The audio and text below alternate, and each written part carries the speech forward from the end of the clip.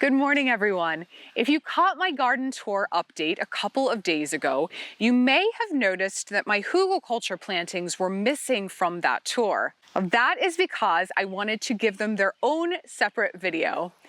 And I have something special for you guys today. Greg from Some Room to Grow is joining me, and he's going to give an update of his Hugelkultur plantings as well. Now, Greg is a fellow Midwestern gardener gardening in Zone 5, and he deals with a lot of the same challenges that I do here in Ohio, and he is a fellow lover of Hugelkultur. You'll see some of Greg's updates in this video, but be sure to head over to his channel, Some Room to Grow, to check out his full Hugelkultur update video as well.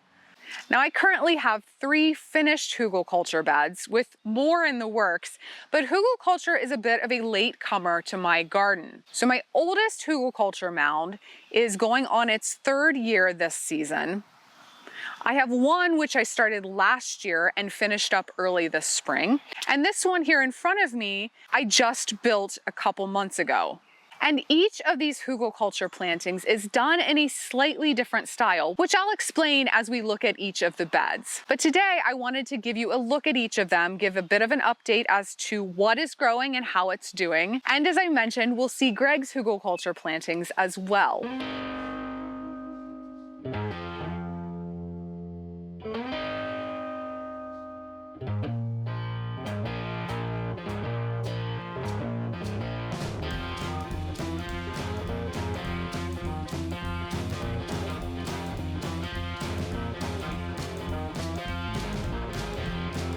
For this Hugelkultur mound, I did not dig a trench first, so I brought in all of my logs and larger pieces of wood, piled them on top of bare ground, and then over the course of about a year continued to add organic material. So I basically used whatever I had on hand. I added leaf mulch, spent straw from my straw bale gardens, a lot of the plants that I pulled out of the garden at the end of the season, unfinished compost, basically you name it and I threw it in here. I then covered this all up with some dirt that we had from a construction project that was going on up at the house. So last year I had just a total hodgepodge of plants going on in this bed.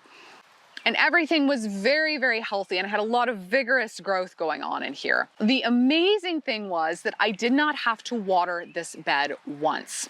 So when I started researching Hugelkultur, I had read that one of the benefits was that the logs and wooden material at the base of the beds actually would act to soak up moisture when it was available and then would wick it into the beds as needed. And I thought, that has just got to be too good to be true. There is no way that that works that well. But the plants in here had to be getting that moisture from somewhere through the heat and dry of our July and August here in Ohio. I watered my garden several times. I never watered this, and somehow the plants still thrived. So if for no other reason, I am totally sold on this Hugelkultur method. So this spring I came in and topped this entire mound with unfinished compost. I also covered everything with leftover hay and straw from our chickens. I then allowed this to all sit for a couple of months prior to planting. Now, I had very specific plans for what I was going to plant in each of these beds this year. The best laid of plans sometimes completely go out the window when it comes to gardening, so I actually ended up with a different assortment in these than I thought. I wanted to do mixed vegetables in my oldest bed, fruit plantings in the middle bed, and then ornamentals and herbs in the 3rd one. What actually ended up happening is that this oldest bed has turned into my assorted pumpkin, winter squash, gourd, melon, all vining crops bed. Mainly because I was running out of room to plant these things. There's plenty of room over here for them to ramble. And I was inspired by these beautiful volunteer squash that popped up in this bed all on their own and looked really happy and healthy. So I just decided I'll throw all my extra seedlings out here in this Hugelkultur mound. And so far they are quite happy.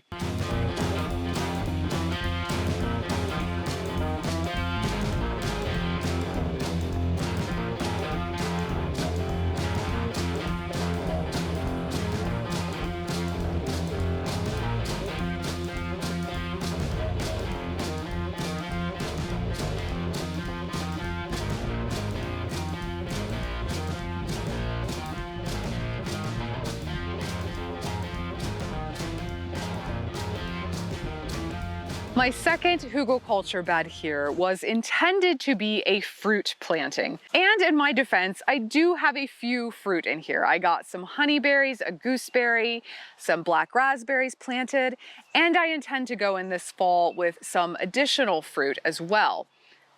But again, inspired by volunteers, I had all of these big, beautiful sunflowers pop up in here, and I just couldn't bear to part with them. So I've kind of just let them have the run of the place. Now, I did have a broccoli planting in here earlier in the spring. I just finished harvesting those and took all the plants out because we got ridiculously hot over the last week and everything was pretty much done. So I've got some empty space in here that I'm gonna fill. I'm not sure what's going in yet, but I've already got some peppers, a tomato, quite a few assorted herbs and flowers. And I'm leaning towards putting watermelon in here as well. Now this bed is what I would consider a bit more of a traditional Hugelkultur bed. So I dug the trench first, came in with all of my large logs, added those to the base, and then continued to fill in with smaller sticks, unfinished compost, grass clippings, leaf mulch, hay, straw, and then covered the top with the soil that I had dug out of the trench. This spring, I put a layer of mushroom compost on top of here. And then as I get things planted, I've been mulching everything heavily with grass clippings.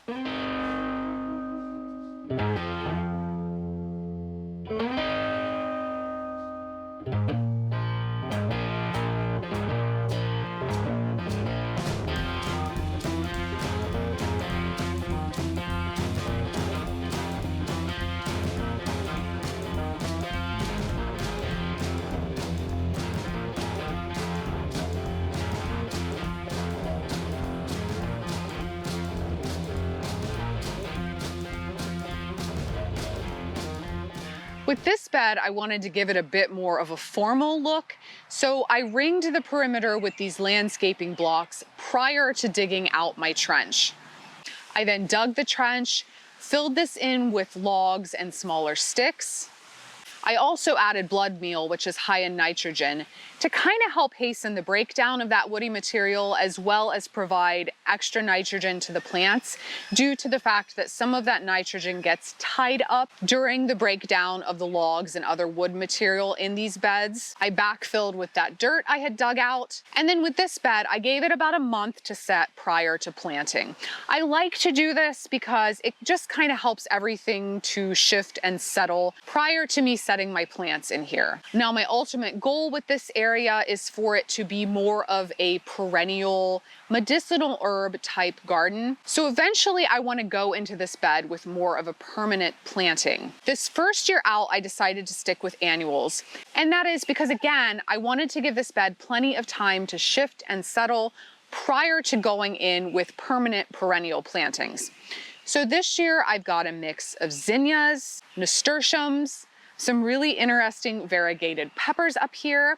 And I've also got some French quarter pink okra, which is more of a dwarf compact type okra. And it has this really, really pretty deep pink stems and leaf veins and pods. And I am already eagerly planning what is going to go into this bed next year.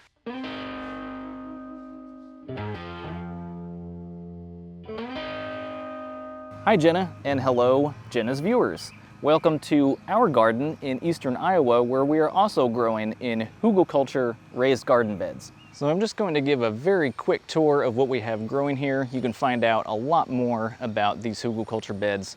On my channel, I have an entire playlist dedicated to Hugelkultur.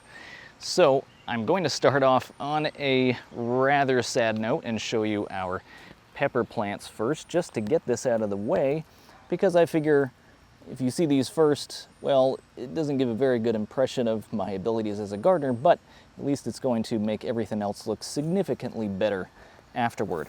So we start all of our plants from seed, either in our grow room in the basement or directly in the soil here.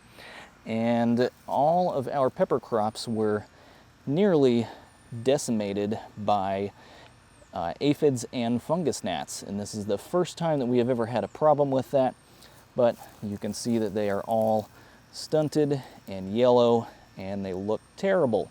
So I really hope those can come back. It's quite a bummer because we planted more pepper plants than we ever have this year. And we're trying some new varieties like Jimmy Nardello. Everybody loves those. We really want to try those too. So who knows, they could be doing a lot better in another month or so. I guess we'll see. All right, so now that that's out of the way, on to the good stuff. We have our trellises set up on the north ends of all three of these beds so that we can grow all of our taller crops without shading out everything else. So this is where we like to do all of our indeterminate tomatoes so they can just shoot way up the whole trellis, and also some pole beans. I think these are some red noodle beans.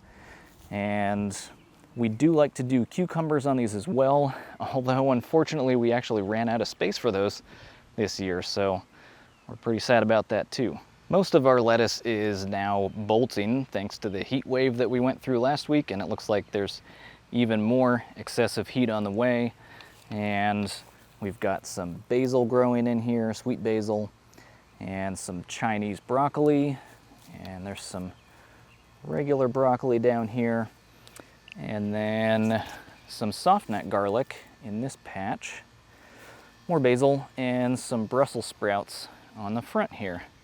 Now most of the same things are in these other two beds, just kind of mixed around in some different varieties. We do also have some kale on the front here. We've been harvesting a lot of that. This is white Russian kale. The leaves get enormous on that. We like to just cook it down with some olive oil and throw some chopped up garlic scapes in there as well. Speaking of which, we have our hardneck garlic planted along the back sides here. We've already plucked off all of these scapes from these, and at this point they have another 2 or 3 weeks and they will be ready to harvest. Also on the back side of this bed we've got some cantaloupe. I was hoping maybe these could spread out along the ground back here and be a bit more out of the way. Same thing with the zucchini over in this bed.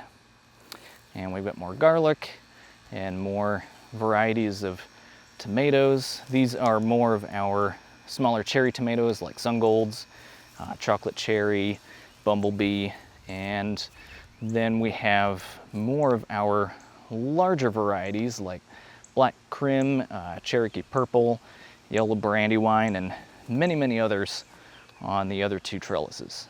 We also have some dragon tongue beans here in the top of a couple of the beds. These are some of our favorite. They are just delicious, and there's some bug damage on these.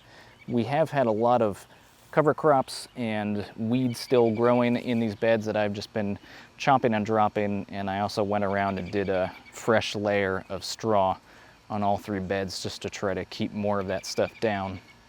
So we do also have a few more miniature Hugelkultur beds that I put together last summer, and we are just now starting to grow in these as well. Just trying to get rid of some extra yard waste. Figured I'd throw something together.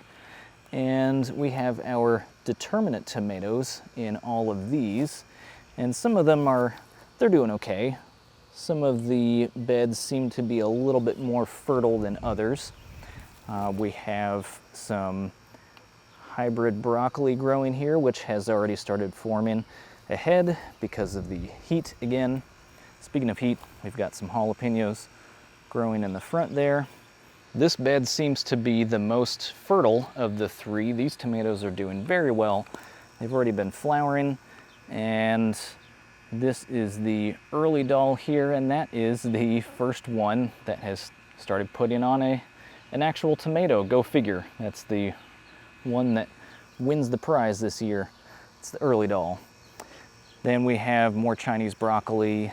There is some lemon basil growing there, and a volunteer tomatillo, which is interesting because we haven't grown tomatillos for a couple of years. That's always fun.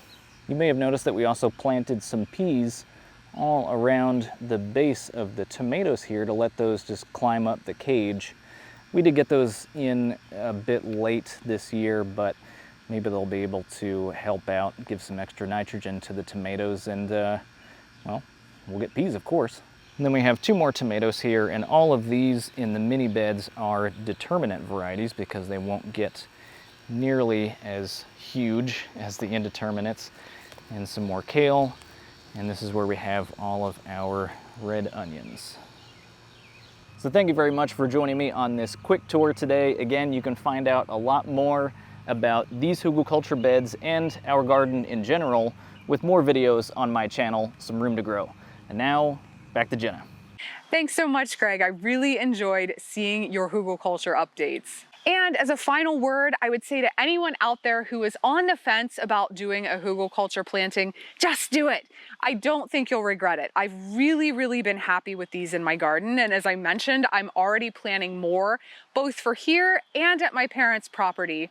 These are a great solution to many gardening issues. And if you have the raw materials to build them, they totally make sense. Be sure to stay tuned for more updates throughout the season and head over and check out Greg's channel, Some Room to Grow. And if you enjoyed today's video, please consider subscribing to my channel, Growfully with Jenna. Thanks for watching, and I'll see you next time.